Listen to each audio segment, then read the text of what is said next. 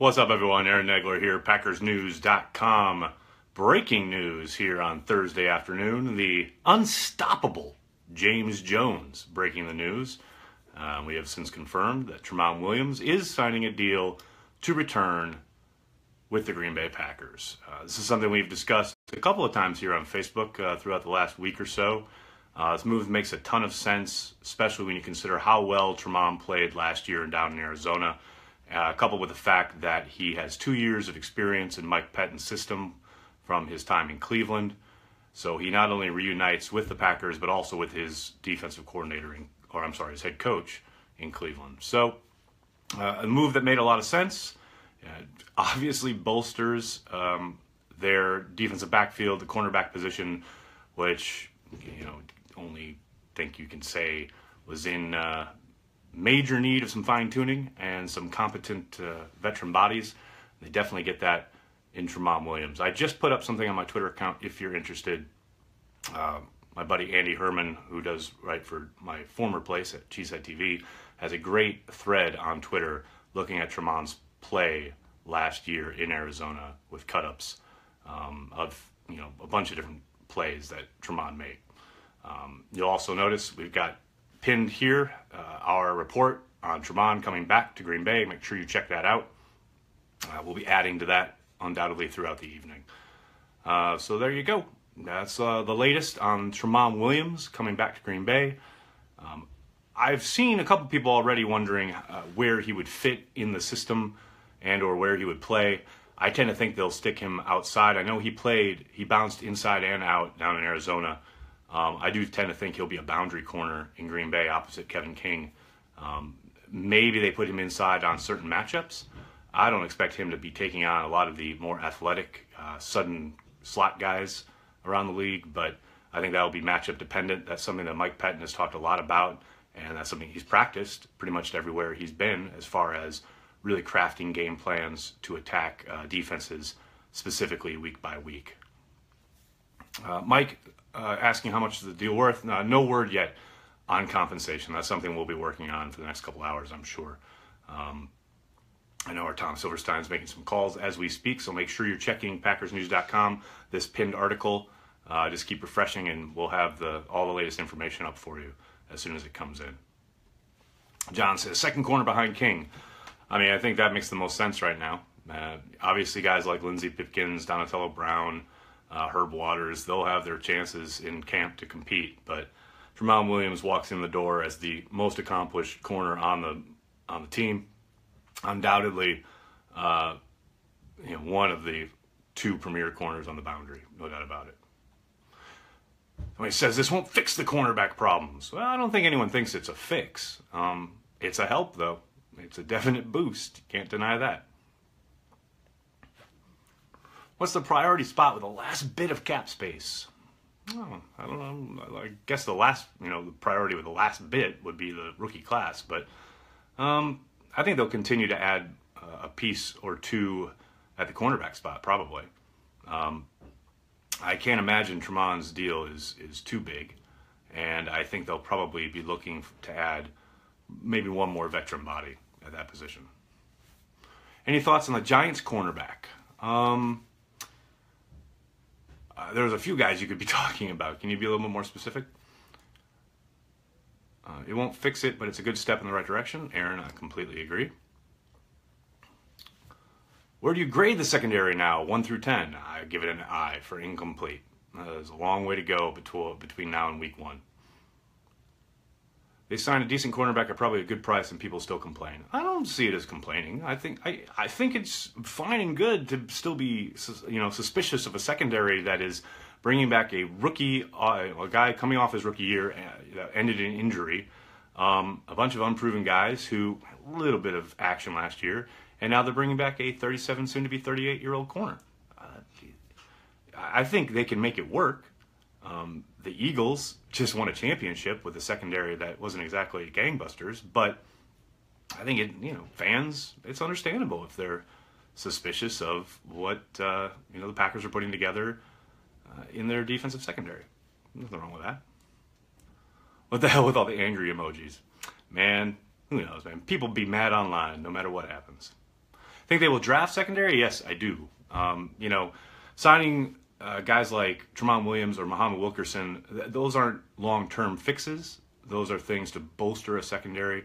Usually, obviously in Green Bay, Gutekunst seemingly carrying on the cap-conscious mentality. These are very much filler signings. They're not long-term, fixes.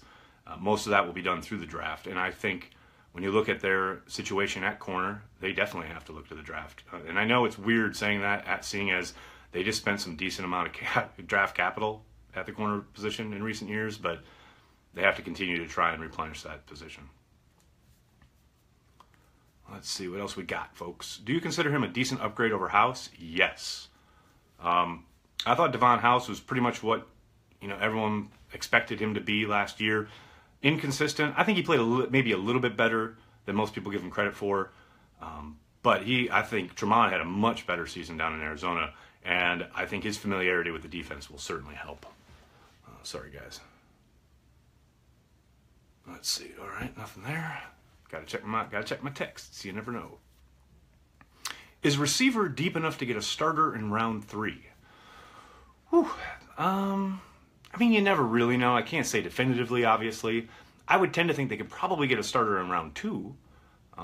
They've had pretty good success doing that throughout the years. 3, you never know. I could say yes, absolutely, and then they could strike out. It really depends on the player and the fit and the scheme and the coaching. And there's so many kind of variables there.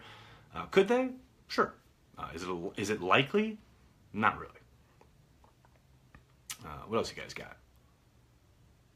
Yet another House. No, I think you need to do your homework there before you make that proclamation. Would you pick an edge rusher or a cornerback in the first round?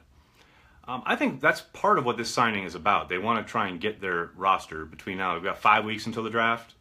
This is the kind of signing I think we'll see, like I said, 1 or 2 more of, so that they don't have to box themselves in, so to speak. They can take the guy that they have rated and graded out as the best. I think really it will come down to who is the better rated prospect sitting on their board at 14. And if it's a wash, say they're very similarly graded, maybe they try and trade down a few spots.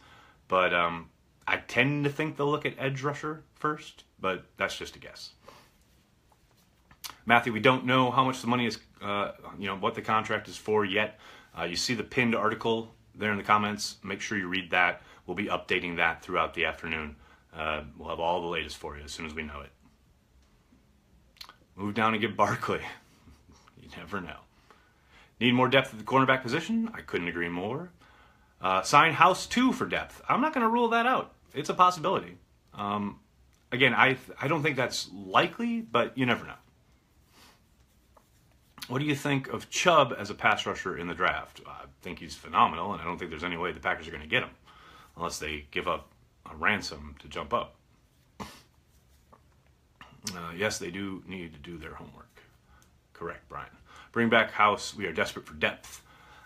Yeah, I think, like I said, I think a competent veteran body is not a bad idea. I think there are other guys out there who could probably help you a little bit more. Chiefly Dominic Rodgers-Cromartie. I think he could definitely kind of hold down the fort, so to speak, and I know he's not going to... He said he's happy waiting until April to make a decision, so...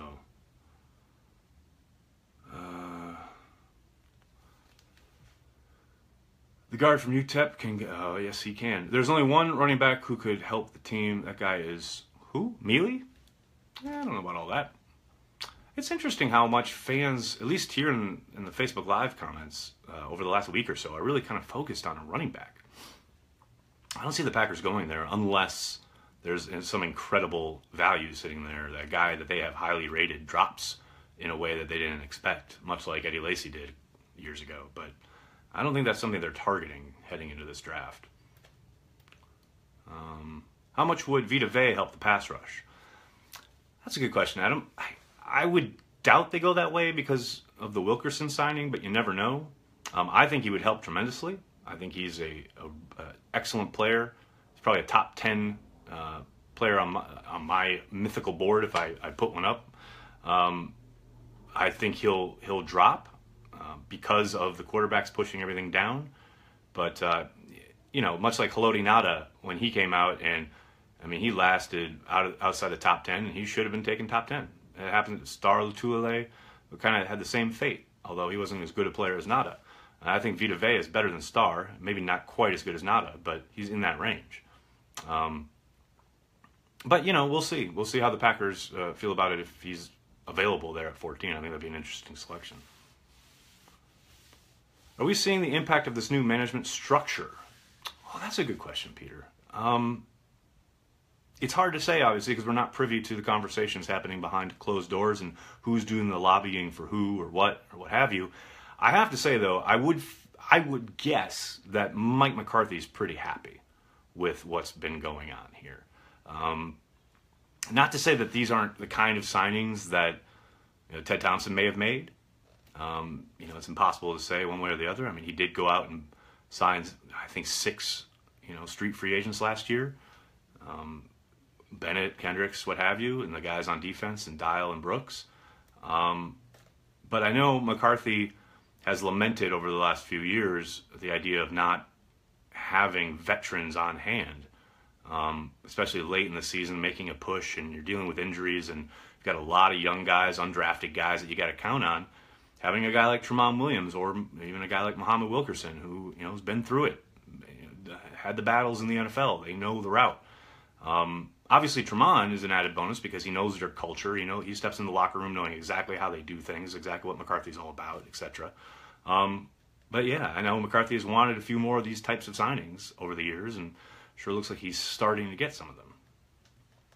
How much input does Pettine have for the picks? Well, you got to think his fingerprints are on both of these, on the defensive side of the ball. Obviously, the Wilkerson thing, clearly that relationship had impact in Wilkerson choosing to come to Green Bay. He actually spoke with the media this afternoon. Ryan Wood will have something up about that tonight. And then, look at Tramon, and clearly Pettine is familiar with him from his time in Cleveland, knows how he can play, knows his strengths and weaknesses, how to utilize him. So I got to think, I don't think he banged the table for anybody, but there's zero doubt that Gutekunst talked to him about both of these guys and how Pettine would feel about utilizing them in his scheme in 2018.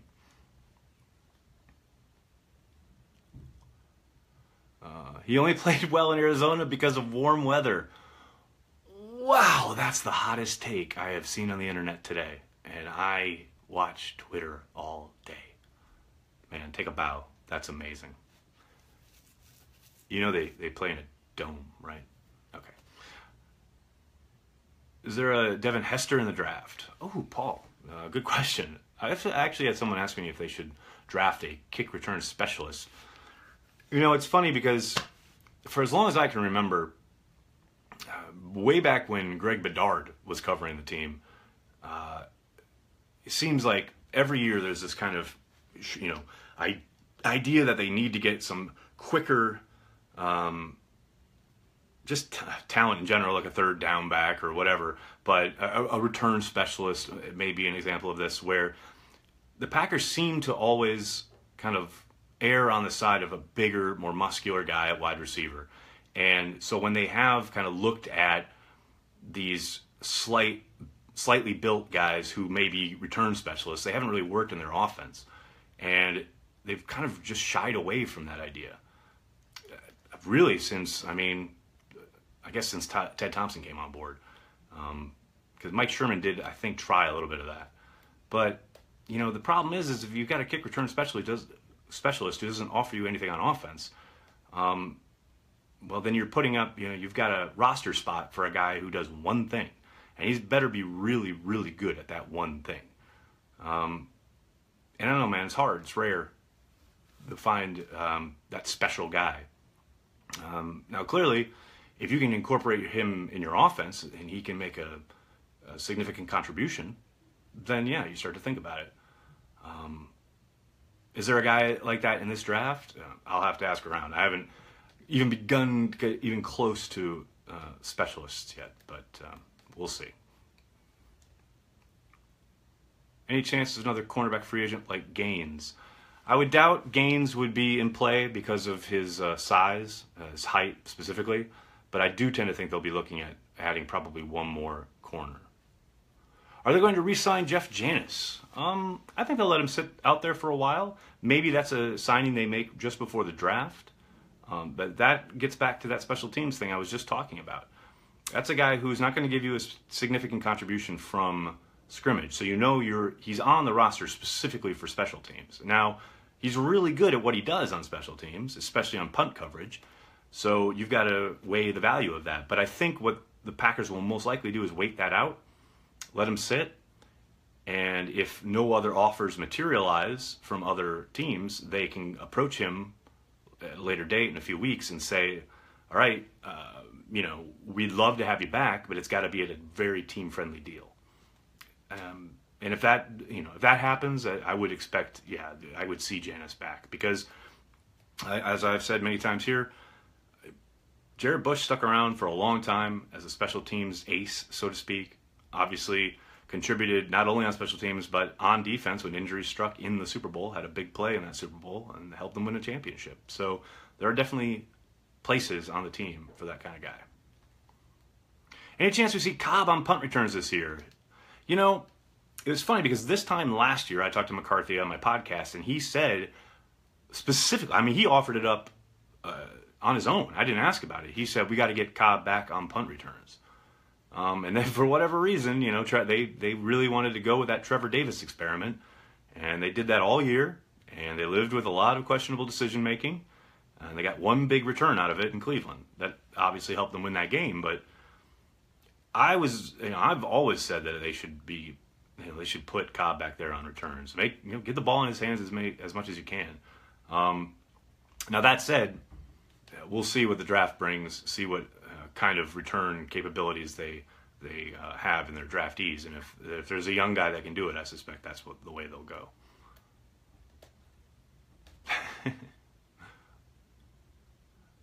Oh, look at all these people saying hello in the comments. Tramon Williams was ranked the 9th best corner in the league by PFF. That is true, and there's a double-edged thing here when you're talking about Tramon's year in Arizona. He did play extremely well. His tape is very good. There's no doubt about that. He was tested quite a bit because he's opposite Patrick Peterson. But that also means that he's obviously taking on a lot of number 2 and number 3 receivers because Patrick Peterson was taking on a lot of the number 1s. Now, clearly, I think the idea would be Kevin King would mature and progress to the point where he'd be taking the number 1s. But that's great in theory. We got to see how it plays out in reality. Do we re-sign Brian Bulaga? Well, he's still on the team. He doesn't need to be re-signed. He's still got, I believe, one more year left on his contract. He's down in Florida, rehabbing, and for the time being, it sounds like he's in their plans going forward. Andrew says, we still need veteran help. I definitely agree. Did Clay restructure his contract? Sarah, not yet. Not that I've heard. I've asked quite a few different times to a few different people, and all quiet on that front. So for now, it sure sounds like they're A-okay heading into 2018 with his cap hit, around $11 million. If DRC comes to Green Bay, there'll be a huge bump in population. It's a funny joke, except you're thinking of a different Cromartie. Why are there so many angry emojis? God, man, people hate. Man, there's just a lot of haters out there. It's all good. How about Kenny Vaccaro as a possibility? I don't really see that. I know Vaccaro came loose this year from the Saints. I know they obviously just lost Morgan Burnett, so one would say, okay, maybe they need to fill that position, but I think that's specifically one of the big reasons Josh Jones was drafted. So I think they will, trust in the development of their young player there, opposite HaHa Clinton Dix, and they still have Kentrell Bryce and Marwin Evans, and who knows what the draft will bring. So I don't see them bringing in any safeties, including Kenny Vaccaro.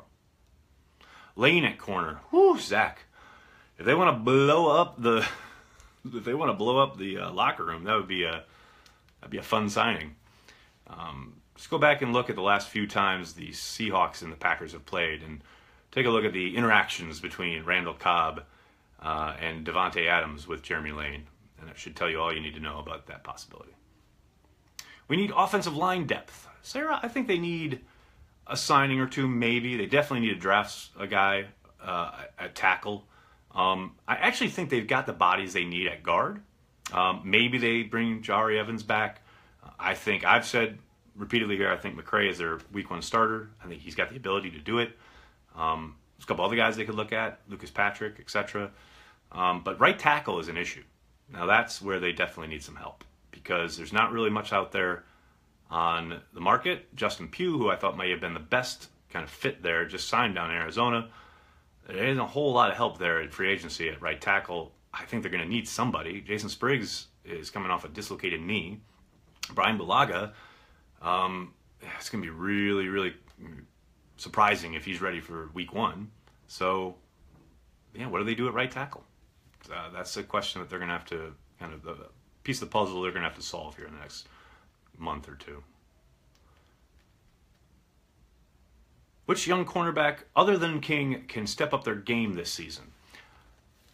You know, I got asked this on Twitter yesterday. I would say Lindsey Pipkins is probably my leading candidate to take the big jump. He's got the man coverage skills to play in Pettine's defense. I think Josh Hawkins obviously is a guy you're intrigued by because of the speed. He just hasn't shown any kind of consistency. Now that said, he hasn't played a whole lot of football in the NFL, but those are probably the two guys I would peg. But Pipkins would be my guy to watch out for. All right, everybody. I'm gonna jump. Thanks so much for all the questions. I'm sorry if I didn't get to yours. They do fly by fast and furious, but make sure you're checking PackersNews.com. Check the pinned article for all the latest. We'll have everything on the Tramon Williams signing throughout the evening. And I will talk to you guys tomorrow, unless some more news breaks tonight, and then I'll jump back on. Thanks a lot, everyone. Have a great day.